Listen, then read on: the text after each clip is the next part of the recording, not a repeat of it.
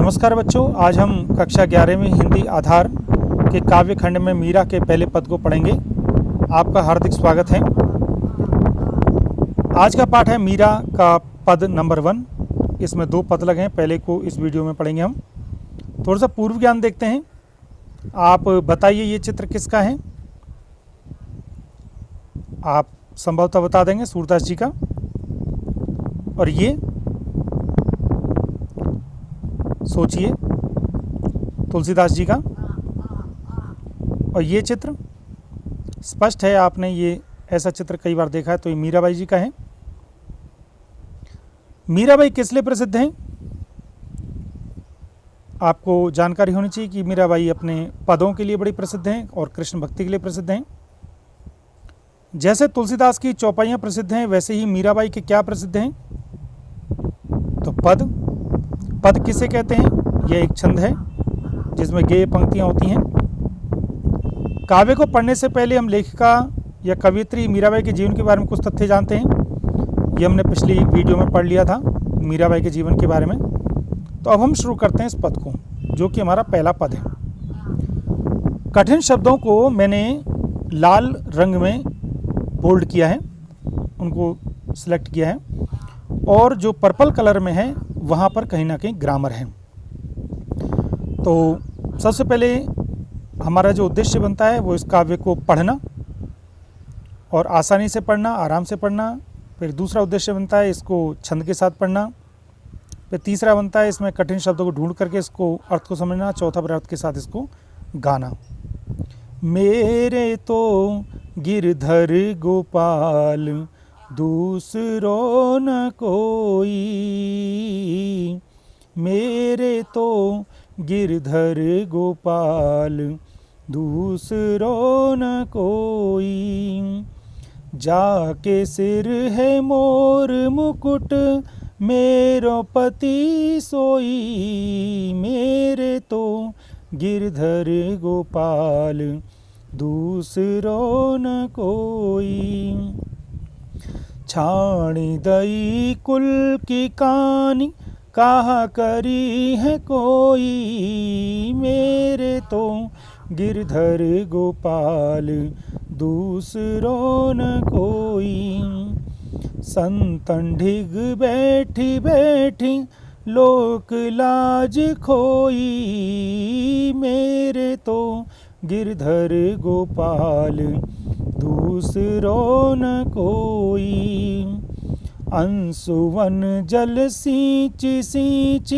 प्रेम बेली बोई, मेरे तो गिरधर गोपाल दूसरो न कोई, अब तो बेली फैल गई आनंद फल होई, मेरे तो गिरधर गोपाल दूसरो न कोई, दूध की मथनियाँ बड़े प्रेम से बिलोई, मेरे तो गिरधर गोपाल दूसरो न कोई, दधि मथि घृत काढ़ी लियो ढारी दही छोई, मेरे तो गिरधर गोपाल दूसरो न कोई, भगति देखी राजी हुई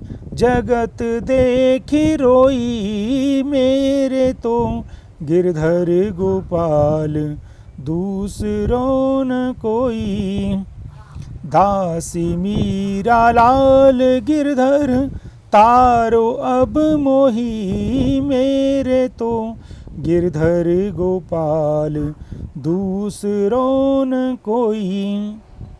इस तरीके से आपको इसको गाना है और गाने का अभ्यास करना है। पद की सबसे पहला जो लक्ष्य होता है वो उसको गाना ही है। तो चलिए शुरू करते हैं इसके अर्थ को समझना। तो मीराबाई कहती हैं कि मेरे तो गिरधर गोपाल, गिरधर गिरि को धारण करने वाले, गोवर्धन पर्वत को धारण करने वाले, मेरे तो गिरधर गोपाल, जो गोवर्धन पर्वत को धारण करने वाले गोपाल कृष्ण जी हैं, मेरे वही हैं। दूसरों न कोई, और मेरा कोई दूसरा नहीं है। जा के सिर है मोर मुकुट। अब वो पहचान बता रही हैं कि वो गोपाल, वो कृष्ण जी, वो गोवर्धन पर्वत को धारण करने वाले कैसे हैं। तो कह रहे हैं जा के सिर है मोर मुकुट, जिसके सिर पर मोर रूपी मुकुट है, मोर के पंख को जो अपने मुकुट में लगाते हैं।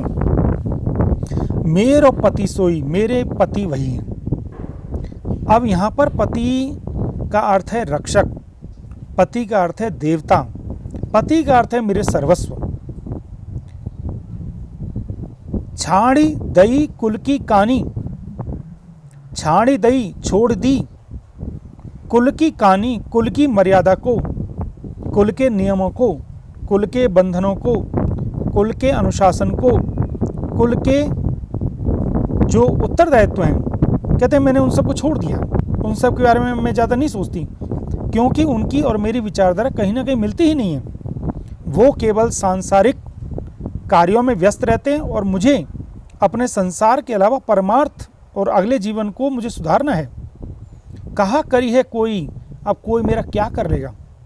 क्योंकि व्यक्ति को तभी तक डर लगता है जब तक वो अपने बारे में, अपने परिवार के बारे में, अपने समाज के बारे में सोचता है।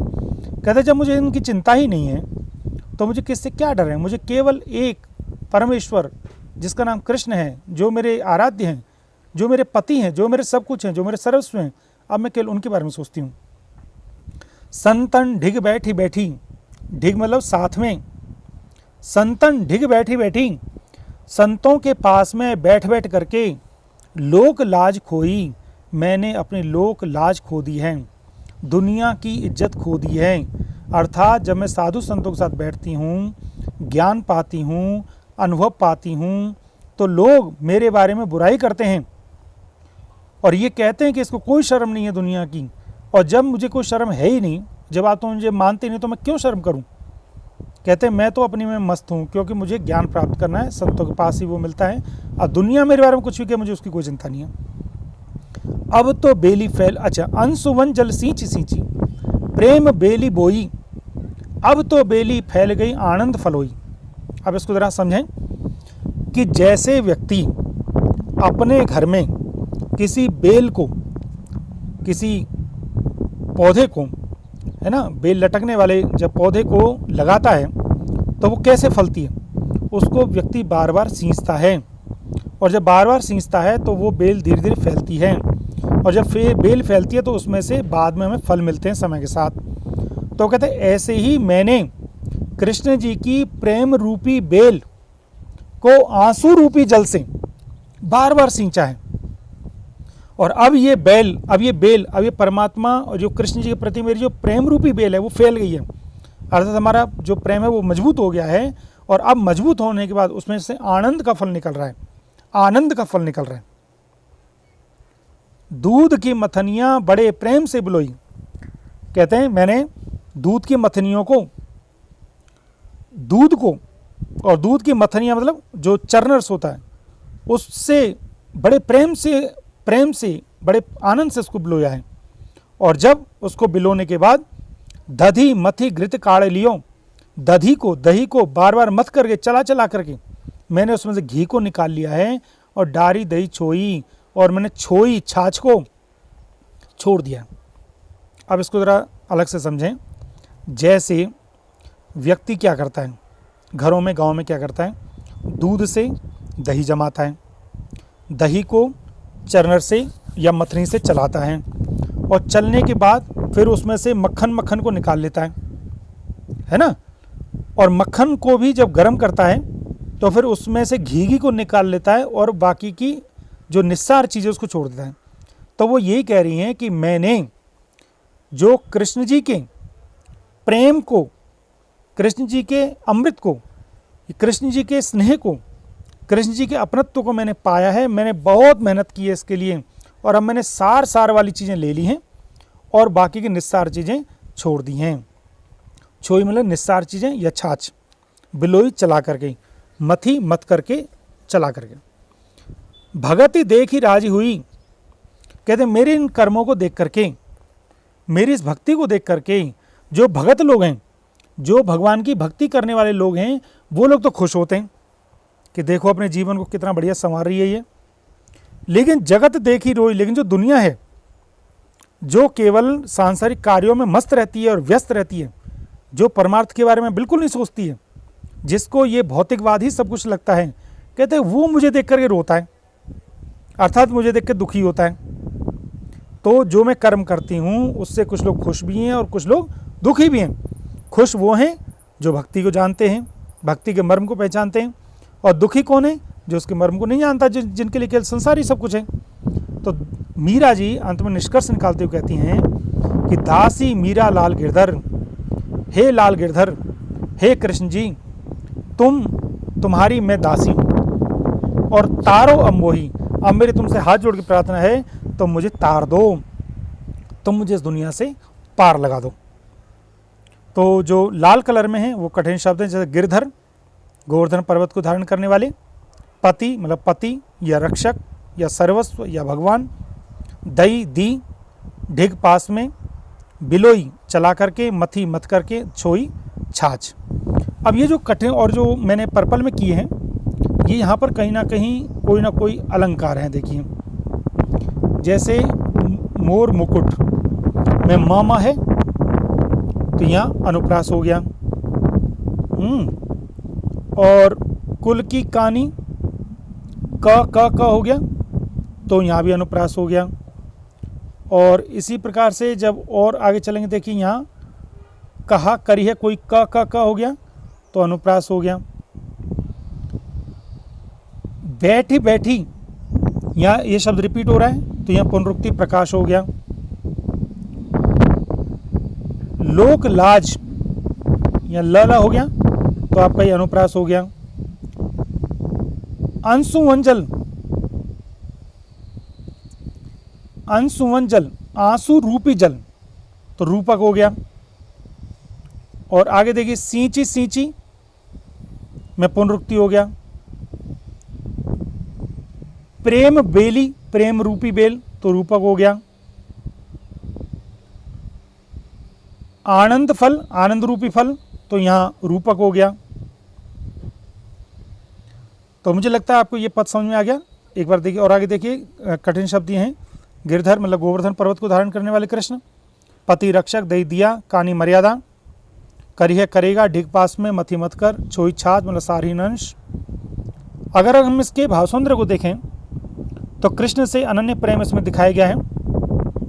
व्यर्थ के कार्यों में व्यस्त लोगों के प्रति दुख प्रकट किया है मीरा ने, और रीति रिवाजों और बंधनों से मुक्ति का संदेश दिया है।